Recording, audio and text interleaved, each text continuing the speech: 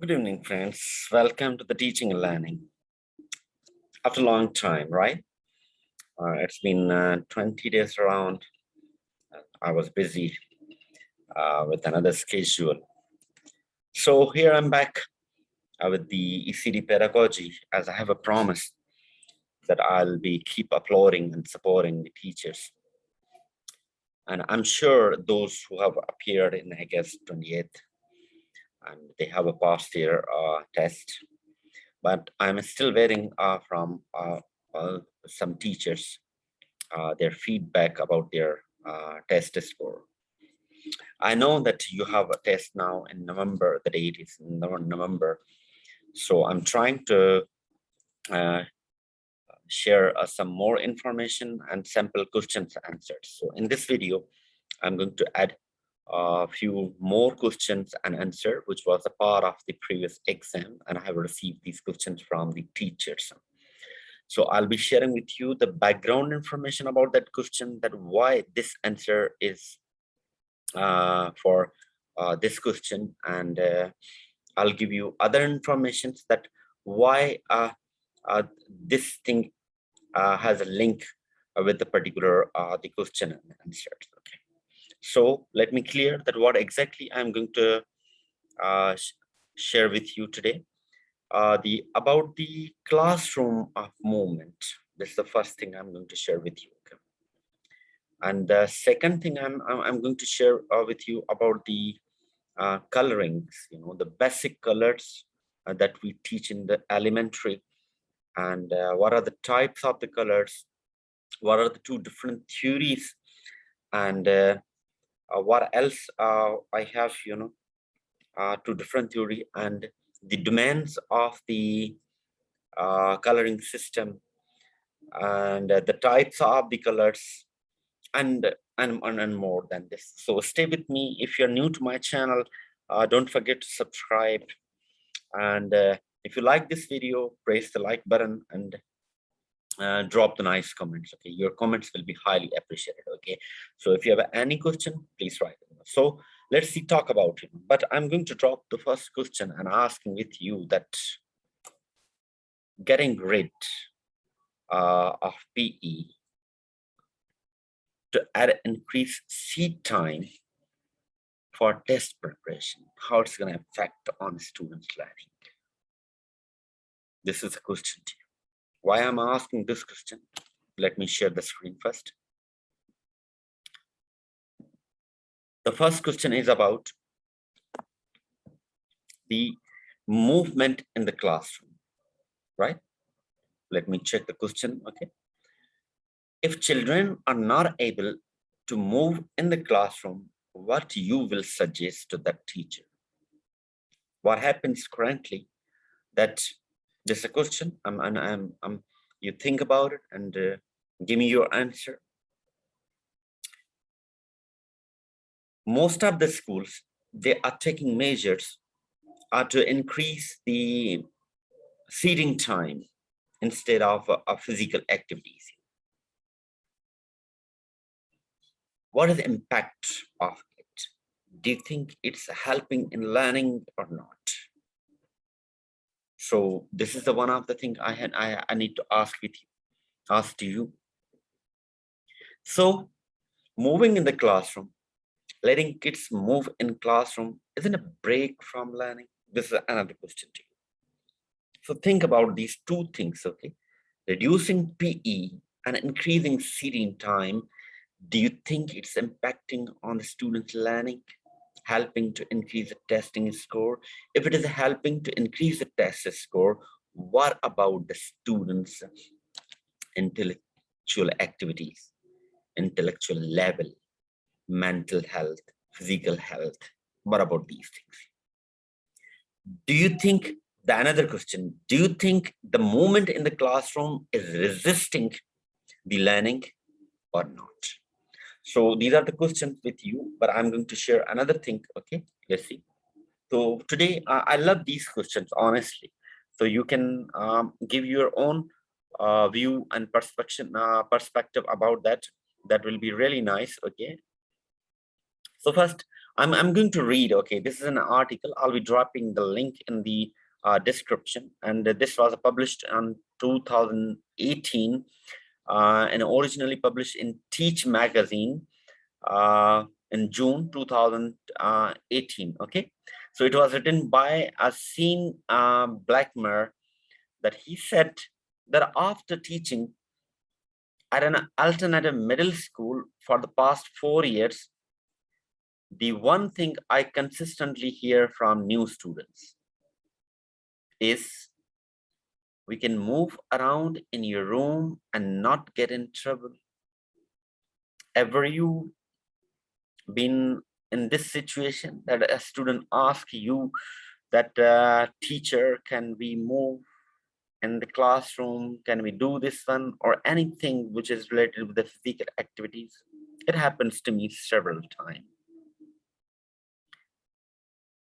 My old teacher never let me do this. This teacher or a history teacher, English teacher, or what you teach, okay? And I have received the comment that the another teacher, okay, who was teaching before you, he never let me. Whenever I hear this, I'm excited that students now have a more freedom in my classroom. So once we use the word freedom, that means you are allowing students, okay, to use their physical, mental, and intellectual potential to do to do the things. What do you think? Is it breaking from learning or not? Still, the question is, but at the same time, I'm also aware of the hundreds of students still sitting in the classroom all day long. What about the rest of students? They are sitting in the classroom. If I'm teaching 25 students, if the strength is 3,000 of your school, what about the rest of? When I talk about how any teacher can incorporate movement, I'm often met with the skepticism. What we have often forgotten as a teacher and as society, is how vital movement is for both the body and for the brain. We have become more focused on test scores and their preparation instead of mental and physical health of our student.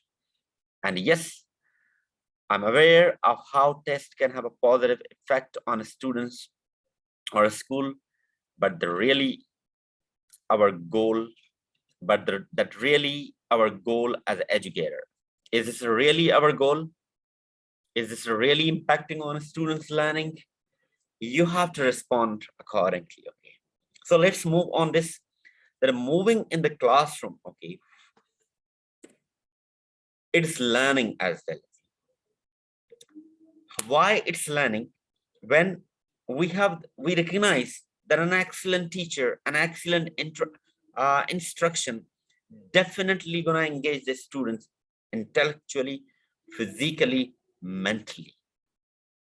If the instructions are clear, instructions are very useful, definitely these are impacting on a student's learning. Students try to rack their brain. Students take the responsibility, and that's called the central learning. Here we are talking about the physical movement. So imagine that you are in the classroom and you are consistently resisting students don't move in the classroom. Another teacher who is consistently allowing students to move in the classroom. What do you think? Where the students can learn more, where the students enjoy more. What students gonna get the benefit from the physical movement? Think about it, okay? So here the question is that if children are not able to move in the classroom, I'm giving you the background information, okay? And I will connect it with the question, okay? This one. That's why we have the different movement in the classroom, in the school. We have a playground, we have a recess time, we have a class activities, we have that encourage, that boost up the physical activities and gives them more energy and keep the students active. So if the brain is active, definitely it will help to understand or better understand. Now imagine the students in your classroom. We have a different type of the students in the classroom. Some students are naughty, some students are very sensitive and very decent. The students who are the decent, they may get a high score in your classroom, but the students who are naughty, they are active, they are quick learner. What we do, we always complain for the naughty students, but check the points of the students, okay? They respond quickly, they give you better solutions, they are good in problem solving, they easily understand, they give you the creative thought, they give the native. But the student who are decent and so on, they mostly rely on the book information and the information you provide. So these things, okay, I'll give you that. What are the physical activities we do in the classroom? Think about it. We encourage students to play role. We encourage students to pair work. We encourage students in group work. Now, what happens exactly that this is the biologically or the scientifically a method that in our brain, okay, it stimulates hippocampus. Now, hippocampus, how it's going to be more active? This is actually what we call of the part of our memory, which is associating in storing the information. So if you're sitting on a one place, if you're a stagnant water, definitely if you will be spoiled. So the stagnant water is gonna resisting your or from learning or to use your energy in order to respond and think critically. So the physical movements are gonna help the students to think actively, and it gives the opportunity to respond according to the environment.